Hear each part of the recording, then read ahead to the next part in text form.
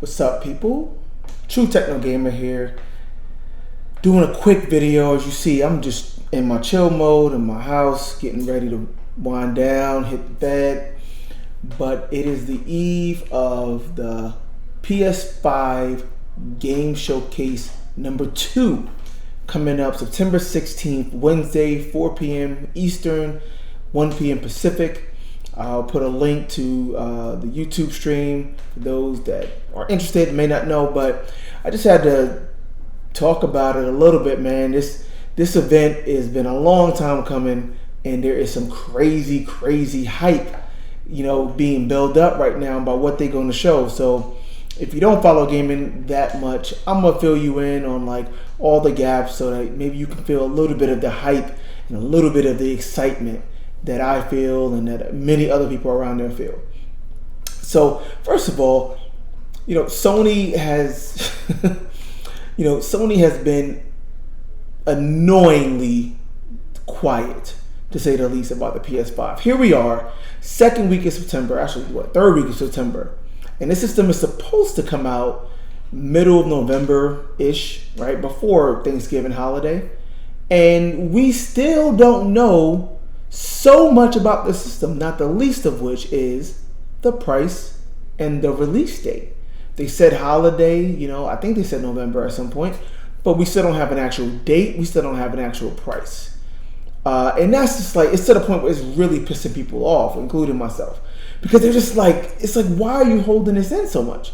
Now, of course, now Microsoft has, let the cat out the bag on their side. They were also holding on to their pricing and release date information as well. And it seemed as if they, Sony and Microsoft was playing this crazy game of cat and mouse to see who would be the first one to flinch. And it just kind of been in a stalemate with this information for a while. Microsoft has gone, so the presumption is that Sony will finally give us at least that information tomorrow in this event. But there's still so much we don't know.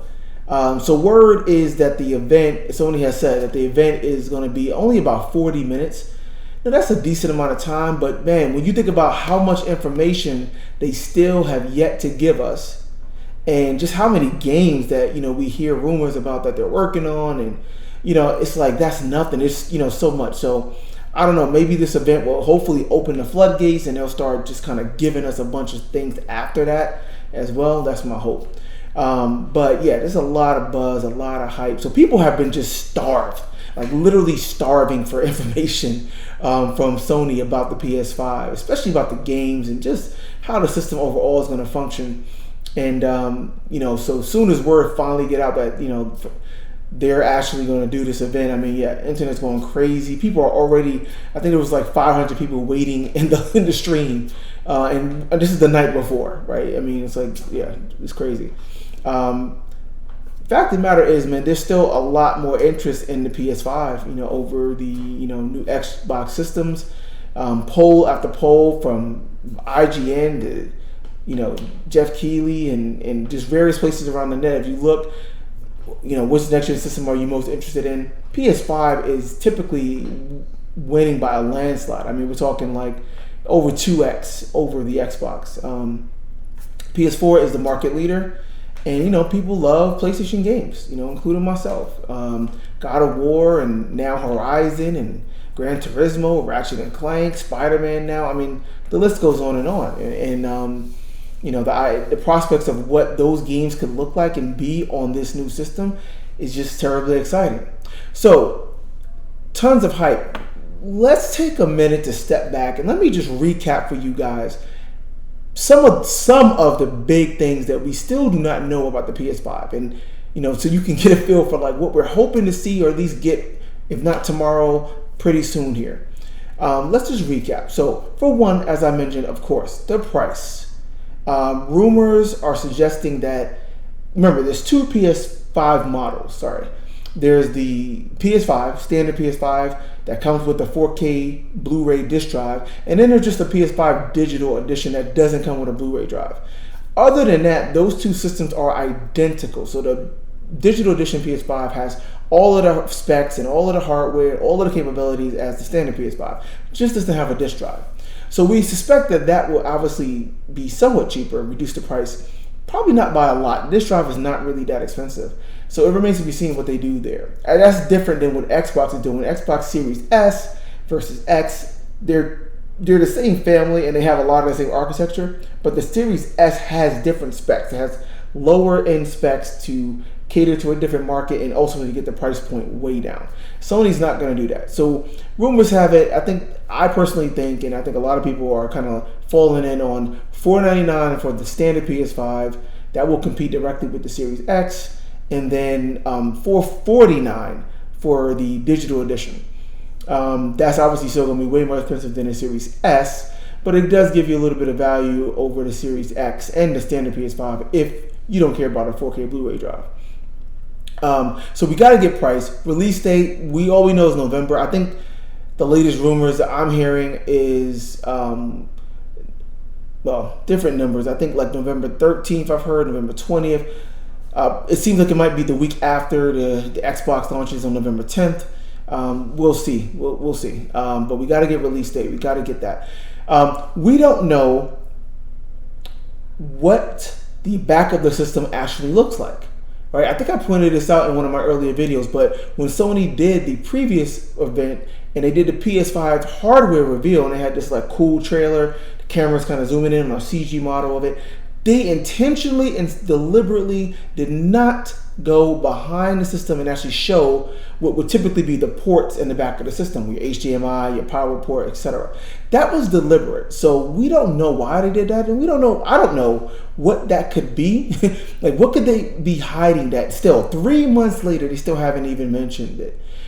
Typically, power cord, HDMI cord. PS4 had an auxiliary port that was used to connect to the PSVR, so that was something different. Optical port, which apparently is removed now. It's kind of an old legacy connection. I don't know what it can be, but it seems to be something. So we need to see what that is. I think there's been all these rumors about these crazy components and features that are still being like hidden on the PS5, and that's kind of creating this like buzz. It's just such a mystery around this system, which is ridiculous in September for this thing to come out in November. I'm just pointing that out, but there's still so much mystery. So what is the back of the system? I mean, I don't know what it can be. I'm gonna be really upset if it's just like a power port and an HDMI port. I'll tell you that. But there may be something there. So what does the back of the system look like? What does the actual UI look like? User interface look like? When you turn on the system, what do you see? Like, what is the interface? What does the OS actually, look like?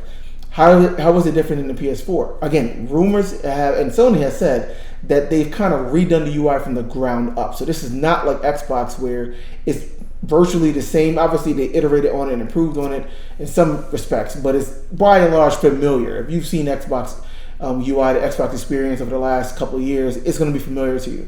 This is supposedly a completely new UI. So we have not seen a single frame of this UI. We have no idea what it looks like. Again, 3 months before the system comes out. So we need to see that. We still don't know what the create button on the controller does.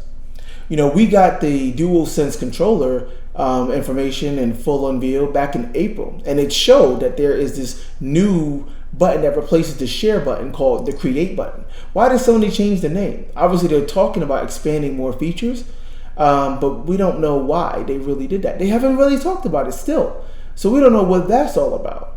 Again, putting two and two together, they did unveil like some like the HD camera that comes with the PS5 and a couple of other peripherals, the headset, etc. But if you look at Sony's website and look at the description of the camera, they specifically mention kind of like a built-in background removal capability, which means that you can get your video feed and essentially kind of take you and put you into your stream or into the game directly.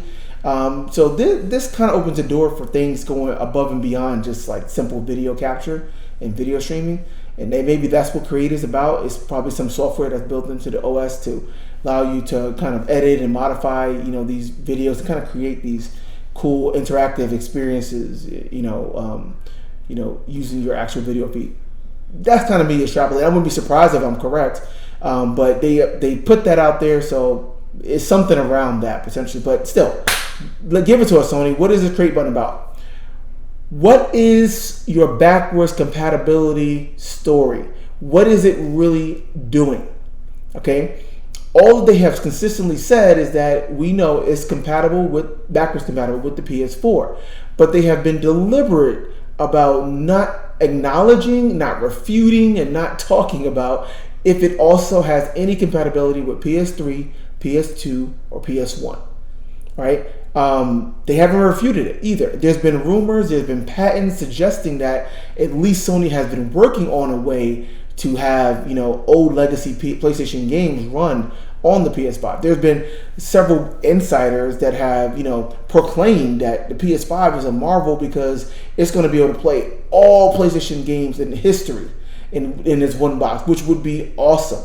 And I got super excited about the idea, but there has been nothing official from Sony yet. But again, they haven't refuted it. So there's something going on there. I suspect that it is something that they're working on. It's not going to be ready for launch. So launch is going to be just PS4, but we will see in some way, shape, or form, PS3, PS2, PS1 compatibility. That will be huge. And there's people, some insiders and some media folks that, have called it, said that Sony's developing this Remaster Engine that can use possibly like AI and machine learning of sorts to kind of dynamically enhance a game, like an old game. And kind of spoof the system to think that it's actually running a native PS5 game or something. That's pretty, cool and advanced technologies. We'll see what it is. I don't want to get my hopes up or your hopes up. I don't think it's going to be anything that crazy, at least not initially.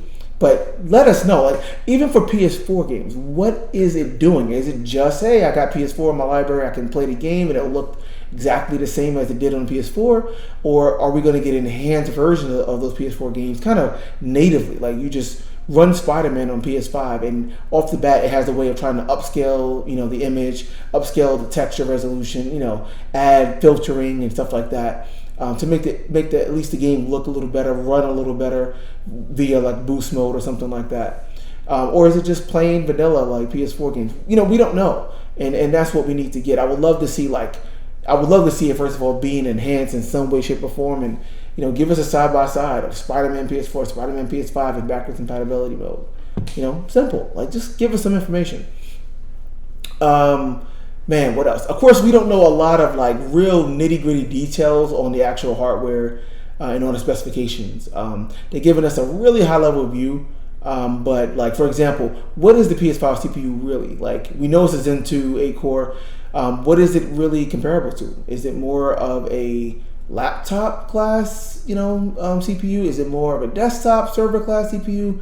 What are the customizations that Sony has made? And how does that differ from the typical desktop CPU? That kind of gives us the story of the actual CPU performance and what we can expect, but we don't know yet. GPU as well.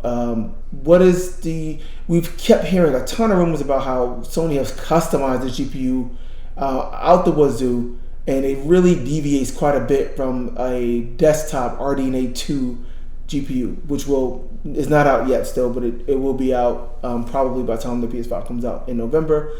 But they made their own. The Xbox GPU is pretty much a straight RDNA 2 GPU. I mean, obviously it has some customization, but by and large they're using the RDNA 2 feature set as is, same as it will be on the desktop. But again, rumors suggest that Sony has done a lot of customizations specifically to like ray tracing and the idea of like the mesh shading in Geometry Engine, stuff like that.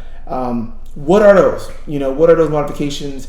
And what can we expect in terms of the benefit and the differences there? We don't know. So there's more. Obviously, from a software standpoint, there's been a lot of rumors for games. Are we going to see those tomorrow? I'll get to that in a second. But there's been heavily rumored about a new Silent Hill game that's actually being developed by Sony, not Konami. That would be awesome. That would be cool. The same studio that built the old Siren games for PlayStation 2, I think, and 3. So that would be cool. We haven't heard anything about that. There's rumors that Final Fantasy XVI is coming to PS5 in some way, shape, or form in some exclusive capacity, whether it's just time exclusive or it's going to have some exclusive, content or something. But clearly, Square is partnering with Sony on that, and we might see that tomorrow. There's been rumors of a Resistance trilogy remaster from Insomniac. There's been rumors of an Infamous remaster. There have been rumors of a revival of SOCOM, which would be really cool. Sony doesn't have much in the way of like big multiplayer games in their first party portfolio, so that would be huge. SOCOM was a huge deal on the PS2 and one of the biggest online shooters at the time. So if they can find a way to bring that back, even if they kind of do like a reboot of sorts, that could be awesome.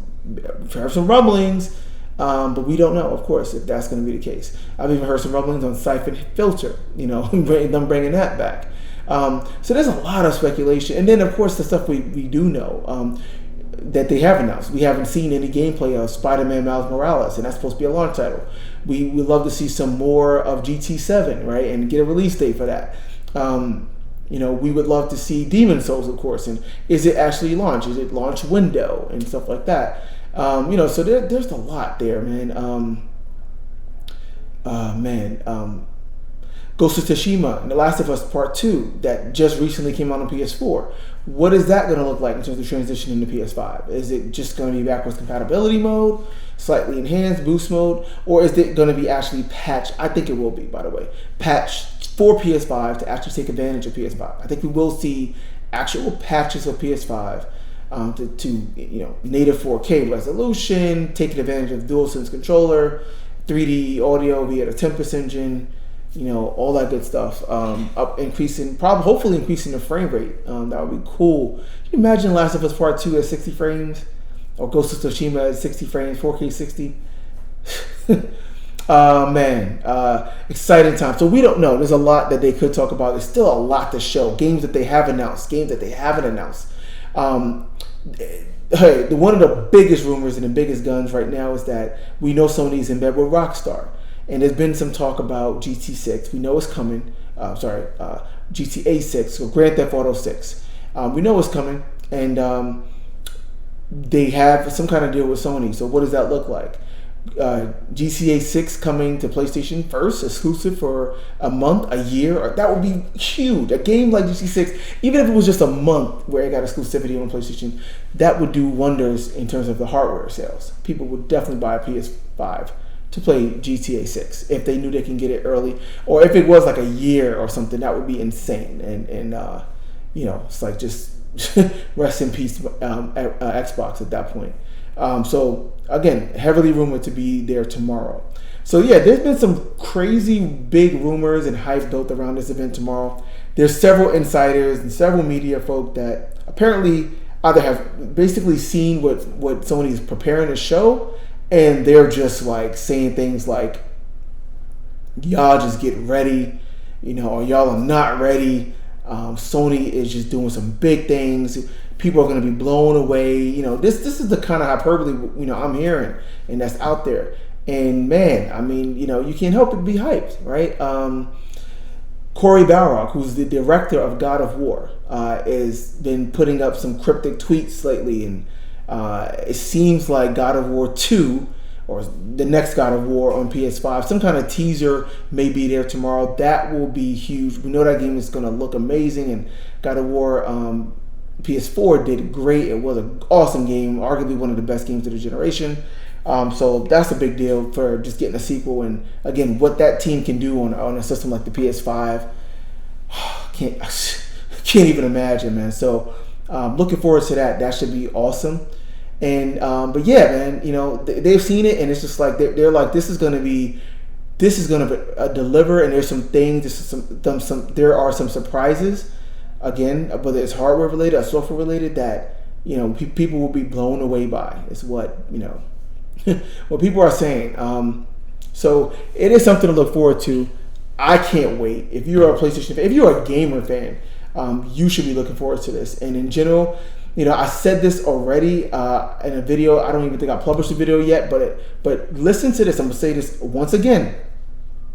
I broke down Microsoft strategy, Xbox Series S and X. Hopefully, if you've seen that video, check it out.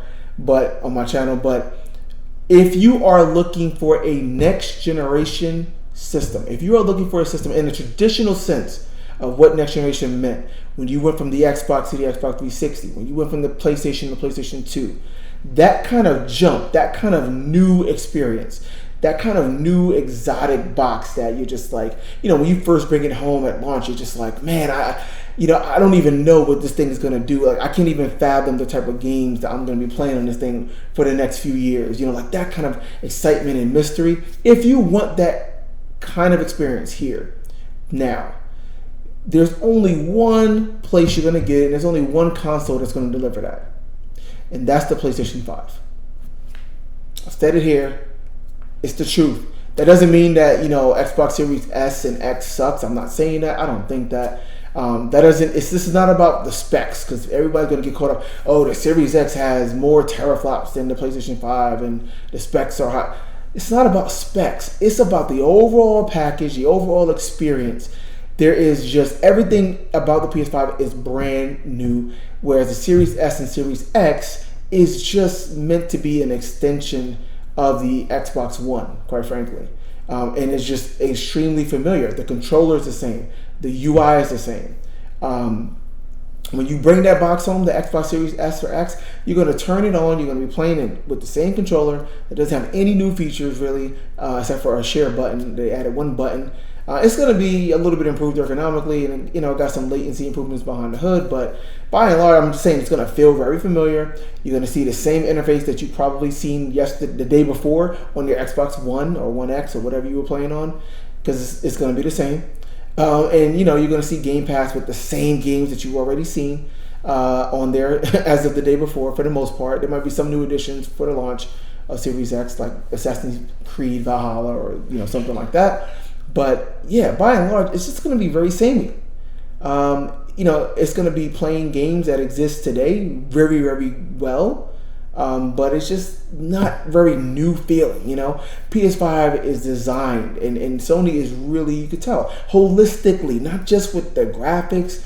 The graphics are going to get better, but the CPU is way better. The graphics are way better. What they've done with the SSD is potentially amazing and just game changing, from the speed of how the system could operate to what designers and developers can do in crafting whole new games and open worlds that are just bigger and more vast, and we can traverse way faster than we ever imagined before. This is game changing stuff. They've invested in the audio, custom 3D audio with hardware support. That's as powerful as the entire 8 cores on the PlayStation 4, just for the audio processing on the PlayStation 5. They've invested obviously tremendously in the controller, the DualSense, a new name with new advanced haptics and these adaptive triggers and a built-in microphone and a built-in speaker and motion control and a touchpad and RGB lighting and a USB-C port for recharge. I mean, the list goes on and on. By the way, everything I just said, the Xbox controller does not have. So again, Sony's going the extra mile, man, and the PS5 is legit. Again, everything. CPU, simulation, graphics, I/O, for the hard drive and storage, audio, controller, feel, and then again, hopefully the UI, social aspects, broadcasting, VR, right? We know Sony is the only console maker really doing VR, and PlayStation VR will be compatible with PS5, and PlayStation VR 2, let's call it that, is in the works. We know that. What is that going to look like on PS5? I mean, there's so much here, man. So be excited. Sony is apparently about to bring some serious heat, some serious thunder, and there should be a lot of news about it, I'm sure, tomorrow and probably throughout the week. We probably won't get everything that's missing, everything that I highlighted here, of course, not in a 40-minute presentation. Now you kind of get what I mean, while 40 minutes just doesn't seem that large considering how much they have to talk about. But hopefully it opens the floodgates, and even Thursday and Friday this week we might get some more articles or videos about some of these things, hopefully. But that's all for now. I will be on the stream. Actually, when the stream actually happens, I have a work meeting. That's my life. But I'll catch it, I guess, at 4:30, and I don't want any spoilers. I'm just going to rewind it, try to see it kind of fresh from the beginning. And yeah, I'm excited. You should be excited as a gamer, and you should be excited as someone who is looking forward to just next generation of gaming. That's all for now. Like, subscribe on the channel, comment if you can. Till next video. Love you guys. Thanks.